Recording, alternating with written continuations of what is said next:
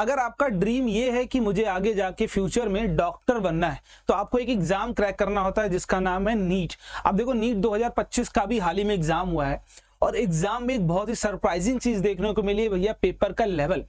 जो बच्चे पूरे साल, कई बच्चे 1 साल 2 साल 3 साल बहुत सालों की तैयारी के बाद नीट का एग्जाम देते हैं, और अगर एग्जाम किसी भी गलती की वजह से या फिर कोई भी रीजन हो, किसी भी वजह से अगर एग्जाम थोड़ा सा भी खराब जाता है तो वो एग्जाम नहीं खराब जा रहा है, वो 2 से 3 से 4 साल की मेहनत आपकी पूरी बर्बाद हो जाती है। बट मैं आपको क्या बताने वाला हूं, मैं आपको बताने वाला हूं अगर आप क्लास 9th में है, क्लास 10th में है, देन आपको अभी से क्या करना चाहिए अगर आपको नीट का एग्जाम देना है। देखो नीट 2025 का एग्जाम एक बहुत सरप्राइजिंग एग्जाम था, बट अगर मैं बात करता हूं भैया क्या सारे सवाल करने लायक नहीं थे, कुछ क्या ऐसे सवाल भी थे जो हम कर सकते हैं, तो बिल्कुल कुछ ऐसे सवाल भी थे। अगर आप क्लास 9th में हैं, क्लास 10th में हैं, तो मैं आप सभी लोगों को यहां बताने वाला हूं कि अगर प्री फाउंडेशन की तैयारी अगर आप क्लास 9th या फिर क्लास 10th से करते हो तो क्या कोई बेनिफिट आपको मिलने वाला है आने वाले नीट के एग्जाम में, जिस साल भी आप इसको अपीयर कर रहे होगे। तो यार मेरा नाम है कुणाल पांडे और मैं लगभग 3 से 4 सालों से बच्चों को गाइड कर रहा हूं IIT JEE और नीट जैसे एग्जाम्स के लिए, और उसकी तैयारी भी करा रहा हूं। देखो नीट हो या JEE हो, दोनों में आपको प्रॉपर मदद मैं करने वाला हूं। 9th में क्या चीजें पढ़नी है आपको, 10th में क्या चीजें पढ़नी है। देखो बहुत सारे मिसकंसेप्शंस होते हैं कि भैया हमें 9th में 11th पढ़ना पड़ेगा और 10th में जाके 12th का पढ़ना पड़ेगा। देखो ये मिसकंसेप्शन मैं पूरी तरीके से आपको दूर कर देता हूं कि भैया आपको पढ़ना क्या है। देखो अगर आप 9th में हैं तो 9th में ही मान लेते हैं अगर हम एक टॉपिक पढ़ रहे हैं कि भैया हमने मोशन पढ़ा, 9th में ही मान लीजिए कि हमने मोशन पढ़ा, तो मोशन से हमने एक टॉपिक मान लेता हूं कि सर कैसा टॉपिक हमने पढ़ा, सर हमने पढ़ा कि स्पीड, हमने क्या पढ़ा, स्पीड। अब स्पीड आप NCERT तक सीमित रहोगे, बट मैं बोल रहा हूं कि सर स्पीड के बाद मान लीजिए एक टॉपिक और आपने पढ़ लिया, जब वो टॉपिक क्या है सर, एवरेज स्पीड। अब आपने ये दोनों टॉपिक्स तो जरूर सुने होंगे, अगर आप क्लास 9th में पढ़ रहे हो तो ये चैप्टर अगर आपने मोशन पढ़ा होगा तो ये दोनों टॉपिक्स आप उसमें सुने होंगे। लेकिन सबसे जरूरी बात क्या है कि भैया जो ये एवरेज स्पीड है, मैं ये बोल रहा हूं कि इसके थोड़े से बेस्ट लेवल के आप एग्जाम, बेस्ट लेवल के जो क्वेश्चन हो सकते हैं, जो बेस्ट लेवल के क्वेश्चन हो सकते हैं वो अगर आप प्रिपेयर कर लो, क्वेश्चन को सॉल्व करने का तरीका समझ जाओ, अटेम्प्ट करने की स्ट्रैटेजी समझ जाओ। मतलब कहने का सिंपल मतलब है कि अगर आप 9th में हैं तो जो 9th के टॉपिक्स हैं उन्हीं से additional related questions, additional related concepts अगर आप 9th में सीख लेते हो तो वही आपके लिए क्लास 11th में जाके एक बूस्टर का काम करेगा। और मैं अगर आपको दिखाऊं नीट 2025 को एग्जाम को अगर मैं एनालिसिस कर रहा था तो मैंने कुछ क्वेश्चंस को देखा और क्वेश्चंस को देखने के बाद मुझे ये लगा कि यार ये चीजें आपको जरूर बतानी चाहिए। देखो जो बच्चा प्योरली क्लास 9th में स्कूलिंग कर रहा है या फिर प्योरली क्लास 10th में स्कूलिंग कर रहा है, तुम्हें अभी एक बात नहीं समझ में आएगी। अभी तुम्हें भैया दीदी और मौसा मौसी पता नहीं कौन मिलेंगे और तुम्हें बोलेंगे कि तुम पढ़ो मत, पढ़ने की कोई जरूरत नहीं, हम आएंगे लास्ट में तुम्हारा पेपर लीक करा देंगे, तुम पेपर में टॉप कर जाओगे। तुम्हारे दिमाग में यही चलेगा कि भैया तो है ही, भैया तो करा ही देंगे। लेकिन भैया तुमको जहर खिला रहे हैं या तुमको नहीं पता चला, ये पता चलेगा। लेकिन जब तक पता चलेगा तब तक आप रिग्रेट वाला जो टाइम है ना वो आ चुका होगा, आप कुछ कर नहीं पाओगे बस रिग्रेट के अलावा। तो अभी आपके पास एक गोल्डन अपॉर्चुनिटी है कि अपने आप को सुधारो। सिर्फ NCERT पढ़ने से आपका कुछ नहीं होने वाला, कंपटीशन इतना ज्यादा हो चुका है कि जैसे ही बोर्ड छोड़ के, बोर्ड का एक जो भूत सवार होता है बच्चों के ऊपर कि भैया हम बोर्ड की तैयारी करेंगे, बोर्ड, अरे बोर्ड है ही क्या। बोर्ड छोड़ के जब आप किसी कंपटीशन की तैयारी करोगे ना तब आपको समझ में आएगा कि भैया मैं जो कर रहा था वो तो सिर्फ एक छोटा सा तालाब था, समंदर तो ये है ना। मतलब आपको 9th में है, 10th में है, 11th में है, 12th में है, बोर्ड के अलावा भी बहुत कुछ है जो आप सीख सकते हो और थोड़े से एफर्ट्स के साथ। ऐसा नहीं होगा कि आप अगर बोर्ड की तैयारी कर रहे थे तो आप 4 घंटे पढ़ रहे थे, अब नीट की या फिर प्री फाउंडेशन की तैयारी कर रहे मुझे 12, नहीं भाई 4 कर रहे थे यहाँ 6 करना पड़ेगा, 2 घंटे एक्स्ट्रा देने पड़ेंगे, 2.5 घंटे एक्स्ट्रा देने पड़ेंगे, बस उससे ज्यादा नहीं। उतना आप डेली निकाल सकते हो अगर आप सीरियसली एक डेडिकेटेड गोल की तरफ देख रहे हो कि भैया मुझे JEE क्रैक करना, मुझे नीट क्रैक करना है। अगर दोनों में से कुछ भी क्रैक करना है तो तुम कर सकते हो। देखो एक सवाल मेरे पीछे देखो, kinetic energy of 2 similar bodies, ठीक है, cars A and B are this kinetic energy दिया गया है। ऑन अप्लाइंग ब्रेक्स, अगर ब्रेक को अप्लाई करते हैं तो ये 1000 मीटर बाद जाके रुक जाती है, दूसरा वाला 1500 मीटर बाद जाके रुक जाता है।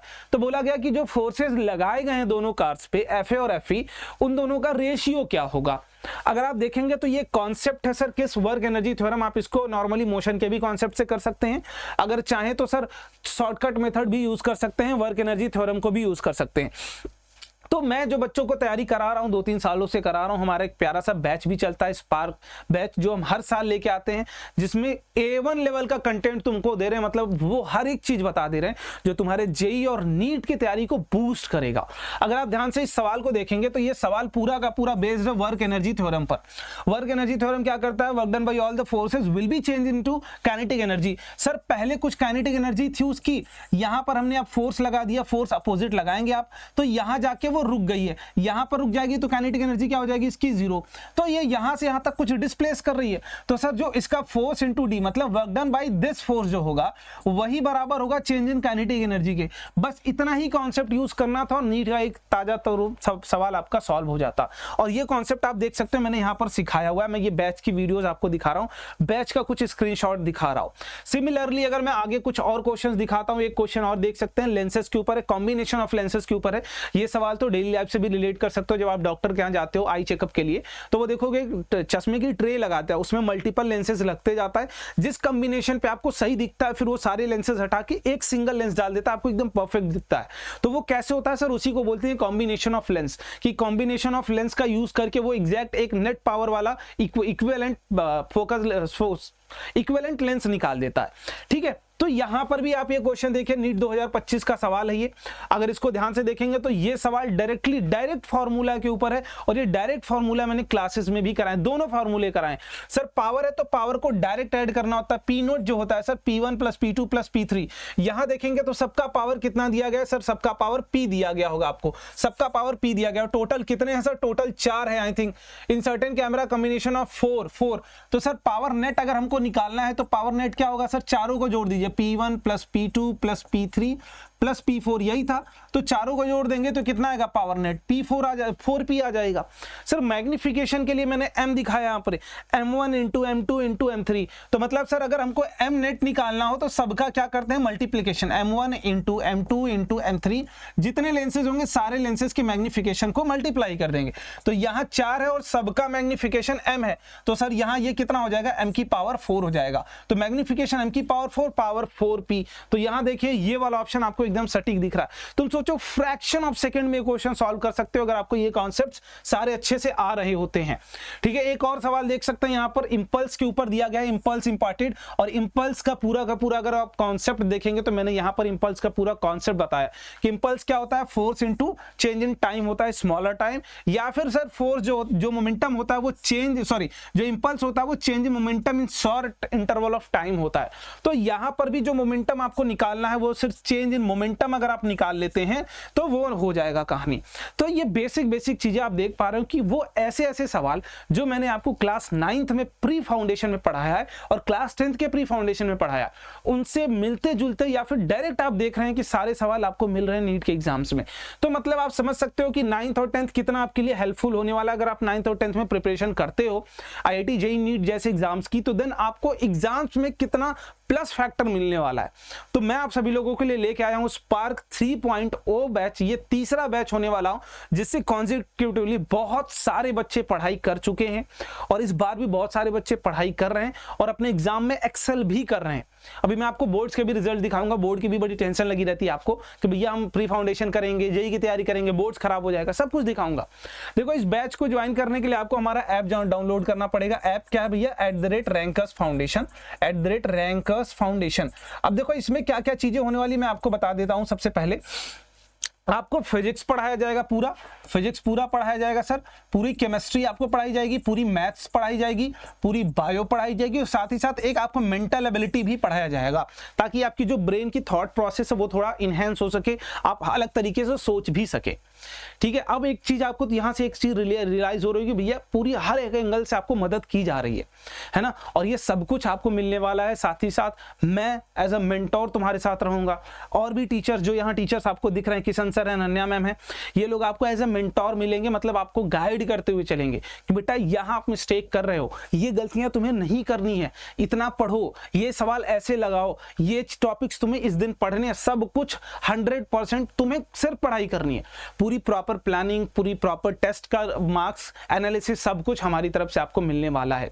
ज्वाइन करने के लिए आप सिर्फ रैंकर्स फाउंडेशन ऐप डाउनलोड कर सकते हैं, वहां पर आपको इसकी बाकी की डिटेल्स मिल जाएगी, या फिर आप गिवन नंबर पे भी कॉल कर सकते हैं। यहाँ पर ये नंबर जो दिख रहा है इस नंबर पे भी आप कॉल कर सकते हैं। ठीक है, अगर आप यहाँ पर देखेंगे ध्यान से इस रिजल्ट को देख लीजिए कि सर बोर्ड्स के क्या खराबी होती है। बोर्ड्स में देख लो 98.2, 98, 97, यहाँ पर 97, 97, 96, 96, 96, 96।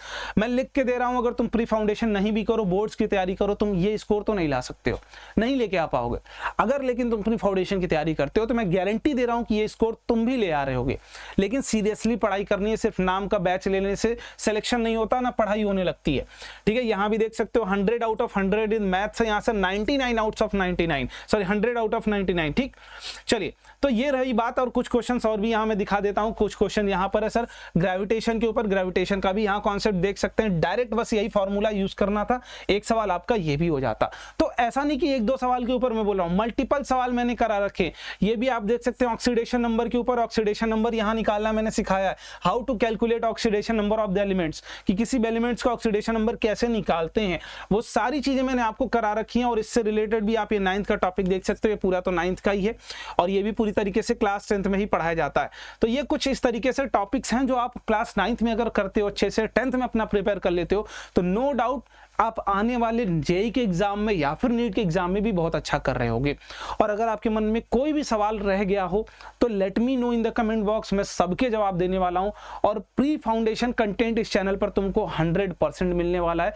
बोर्ड्स उसके अंदर हो जाएगा, तो बोर्ड्स से ऊपर की ही बात करने वाले हैं, बोर्ड्स के नीचे की बात नहीं कर रहा हूं मैं। तो मेक श्योर नए हो तो सब्सक्राइब कर लेना, और ऐसी और वीडियोस के लिए लाइक जरूर कर देना, ताकि हमारा भी मोटिवेशन बना रहे, आपको अर्ली एज में हम मोटिवेट करते रहें और सही रास्ते पर लेके चलते रहें। मिलते हैं अगले वीडियो में, बाय बाय, जय हिंद।